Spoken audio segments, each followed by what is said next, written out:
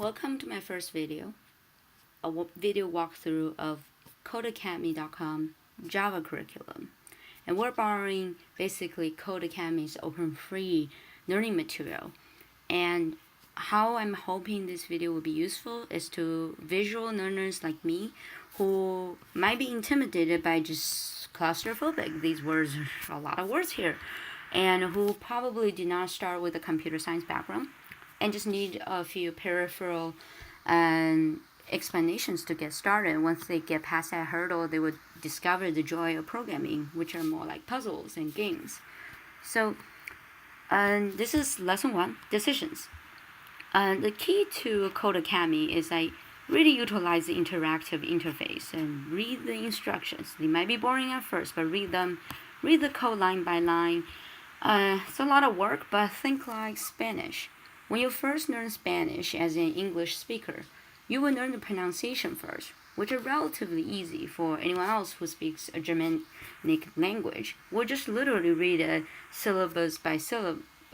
And then it's, at least at first you can make of the sound. And you can start to remember in class. So you can make that association. So even though it might be painful at first, even when you read through it, you can't understand it right away, but it's worth it to read it word for word. And slowly, it might become muscle memory. It's like learning a foreign language. At first, there's some tedious work.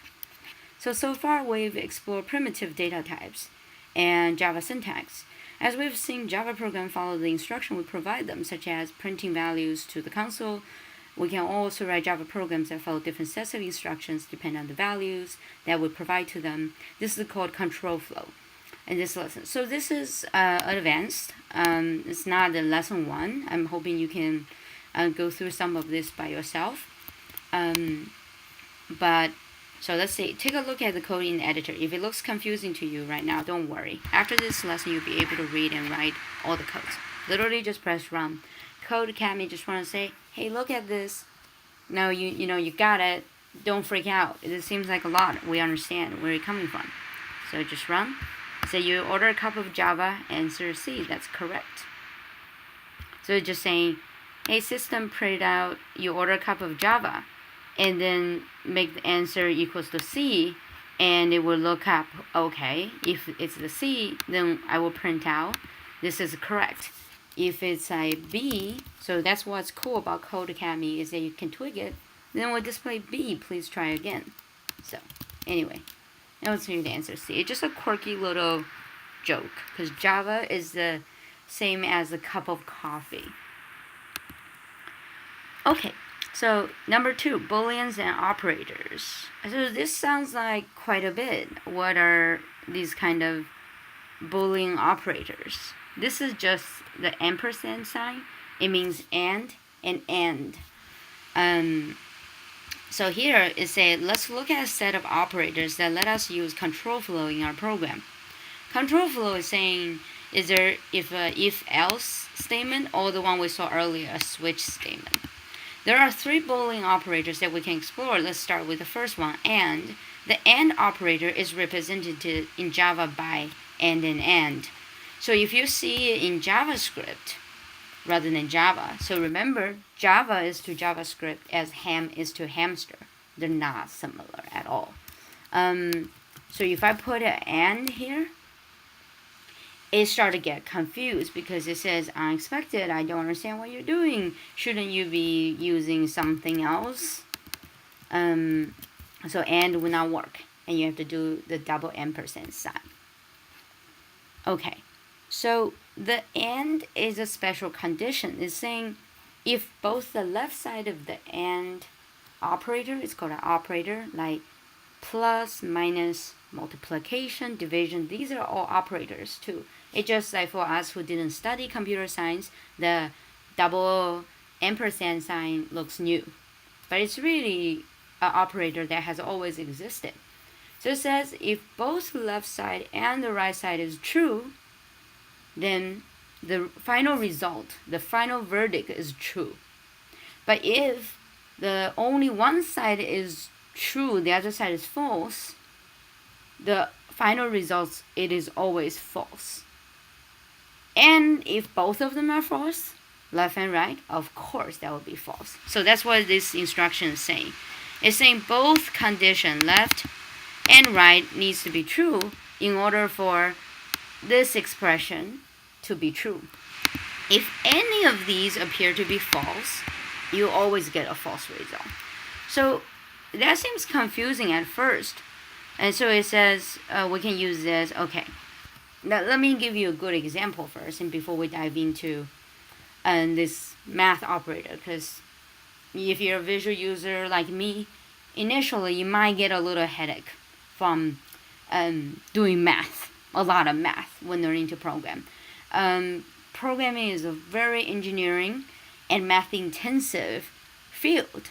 However, there are some good programmers that got started without knowing a whole lot of math, and then they discover the joy of math afterwards, the joy of puzzle solving first. So bear with me for a second. So what is and condition? For example, when you log into your Gmail, you have to enter both the correct username and the correct password to log in. That's a double ampersand sign and condition. If either part is false, if you enter the right username but you didn't give the right password, Google should not let you log in. If you give the right password, the wrong username, so it's saying you're trying to log at someone else, you guess their password wrong, Google also shouldn't let you log in. That's a very absolute conditions. Like both conditions have to be true before I let you through. Okay, so it's saying this condition, is it true? So there's just like when we do multiplication and addition, there's a order of operation. We first look at this sign here. It say, okay, left and right side has to be true in order for me to print out true, otherwise I'll print out false. What's the left side? Is 2 is smaller than 3. Is that true? Yes, that's true. What about 4 is smaller than 5? Oh, that's also true. So that's why in the end, using the system.out.println, we'll get a true result, because both the left side of the operation here and the right side of the operation are true. Okay. So just saying, okay, you can do that. So in this case, 1 smaller than 4? Yes. But is 0 greater than 5? No. So this will print out false, basically. If this is true, this will print out. So if we change this to true, this is a double pipe or sign. This is another one. And then it says this is correct.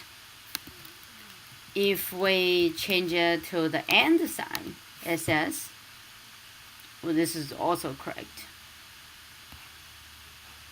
Why would I say that? Because the answer choice is always C. So if we change it to B, okay, it won't give you.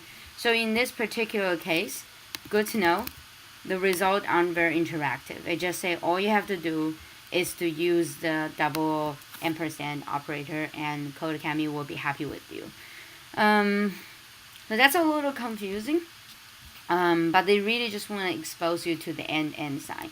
So when you do this, I call it and sign because I'm used to JavaScript, so that's very redundant. It's just the and operator. The other thing that's useful is with this kind of operator, it's nice to have just a little Excel chart, just a little table that shows you what's the result. So you can build a table for yourself, or just write it down if it's confusing. Okay, if the left side is true and the right side is true, this is called pseudocode. It's just for you to remember. The result will always be true. If it's a false and true, it will still be false because both condition has to be true.